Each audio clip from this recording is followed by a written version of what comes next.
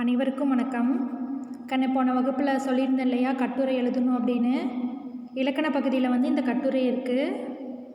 அறிவியல் ஆக்கங்கள் கட்டுரை எழுதுக. சரிங்களா?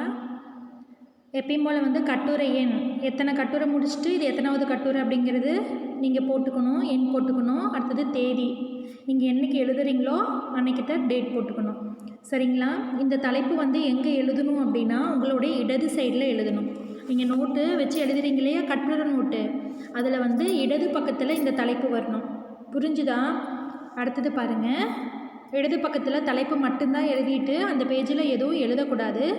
அடுத்தது பாருங்கள், வலதுபுறம் கட்டுரை எழுதுறீங்க இல்லையா, உங்களுடைய வலது பக்கத்தில் அதே மாதிரி இங்கே வந்து கட்டுரை எண் அப்படின்னு போட்டுக்கோங்க. தேதி நீங்கள் எழுதும்போது என்ன தேதியோ அந்த டேட் போட்டுக்கோங்க. அடுத்தது பாருங்கள், மேலே அறிவியல் ஆக்கங்கள்னு தலைப்பு எழுதிக்கணும். அடுத்தது பாருங்கள், குறிப்பு சட்டகம். சரிங்களா? நம்ம முன்னாடியே எழுதியிருப்போம் இல்லையா, அந்த மாதிரி குறிப்பு சட்டகம் எழுதிட்டு ஃபஸ்ட்டு வந்து முன்னுரை என்னென்ன தலைப்பில் எழுதுகிறோமோ அதை வந்து குறிப்பு சட்டகத்தில் கொண்டு வந்துடணும். ஓகேவா? ஃபஸ்ட்டு முன்னுரை, அடுத்தது பாருங்கள் வீட்டில், நாட்டில், முடிவுரை, இந்த மாதிரி போட்டுட்டு பாக்ஸ் போட்டுக்கோங்க. ஃபஸ்ட்டு பாருங்கள், நம்ம இப்போ ஒன்று ஒன்றா எடுத்து எழுதணும். ஓகேவா? ஃபஸ்ட்டு ஒன் பாருங்கள், முன்னுரை. சரிங்களா? இந்த நூற்றாண்டின் தொடக்க காலம் இது, ஆனால் அறிவியல் வளர்ச்சியோ வளர்ந்து கொண்டே இருக்கிறது. இன்று அலைபேசி இல்லாத கைகளே இல்லை எனலாம். ஃபோன் தான் சொல்லியிருக்கிறாங்க. சரிங்களா? இன்னும் நிறைய உள்ளன, அதை பற்றி இக்கட்டுரையில் காண்போம். சரிங்களா? அடுத்தது பாருங்கள், வீட்டில் கணினியை கையில் வைத்து கொண்டே விமானச்சீட்டு, வங்கி பரிமாற்றம் செய்யவும் வணிகம் செய்யவும் அறிவியல் உதவுகிறது. கல்வியை கணினி மூலம் பெற முடிகிறது.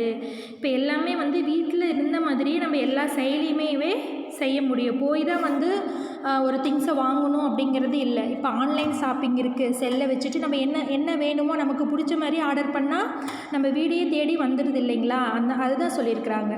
சரிங்களா? அதே மாதிரி கல்வியை கணினி மூலம் பெற முடிகிறது.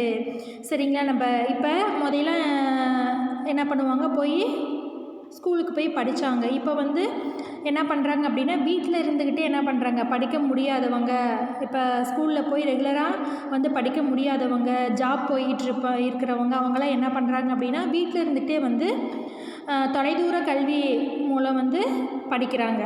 சரிங்களா? வீட்டில் அனைத்து வேலைகளுக்கும் மின்கருவிகள் வந்துவிட்டன. எல்லா வேலைகளும் வந்து மிக்சி இருக்குது, கிரைண்டர் இருக்குது, வாஷிங் மிஷின் இருக்குது, என்னென்ன வந்து மின்சார பொருள்கள் எல்லாமே வந்து நம்ம வீட்டில் இருக்குது. அடுத்தது பாருங்கள், நாட்டில்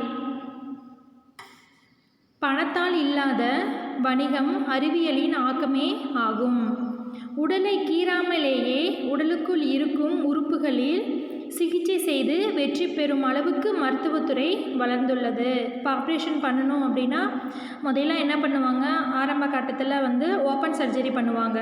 அதாவது உடல் உறுப்புகளை வந்து ஓப்பன் சர்ஜரி பண்ணுவாங்க. ஆனால் இப்போ வந்து என்ன பண்ணுறாங்க அப்படின்னா, எதுவும் உடல் உறுப்புகளை வந்து கீறாமல் கிழிக்காமல் தையல் போடாமல் இப்போ வந்து ஆப்ரேஷன் பண்ணுற அளவுக்கு மருத்துவத்துறை வந்து லேப்ராஸ்கோப்பி பண்ணுறாங்க இல்லையா. லேப்ராஸ்கோப்பி கேள்விப்பட்டிருக்கீங்களா? ஒரே துளைகள் மட்டும்தான் ஓட்டம் மூலியமாக வந்து அந்த ஆப்ரேஷனை பண்ணுறாங்க. இப்போ இந்த அளவுக்கு வந்து என்ன ஆகுது அப்படின்னா அறிவியல் வந்து வளர்ந்து கொண்டே போகிறது. சரிங்களா? இதற்கு காரணம் அறிவியல் கருவிகளின் பயன்பாடு ஆகும். காலங்கள் போக போக அறிவியல் வளர்ச்சியும் என்ன ஆகிட்டே இருக்குது, வளர்ந்துக்கிட்டே இருக்குது. அடுத்தது பாருங்கள், முடிவுரை.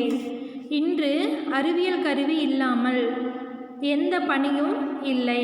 அறிவியலை ஆக்கத்திற்கு மட்டும் பயன்படுத்த நாடுகளும் உறுதி எடுத்துக்கொண்டால் உலகம் செழிக்கும் என்பதில் ஐயமில்லை. இந்த மாதிரி அறிவியல் கருவிகளை வந்து ஆக்கத்திற்கு மட்டும்தான் பயன்படுத்தணும், அழிவுக்கு வந்து பயன்படுத்தக்கூடாது. ஆக்கத்திற்கு மட்டும் பயன்படுத்தினால் நம்மளுடைய நாடு வந்து முன்னேற்றம் அடையும். சரிங்களா?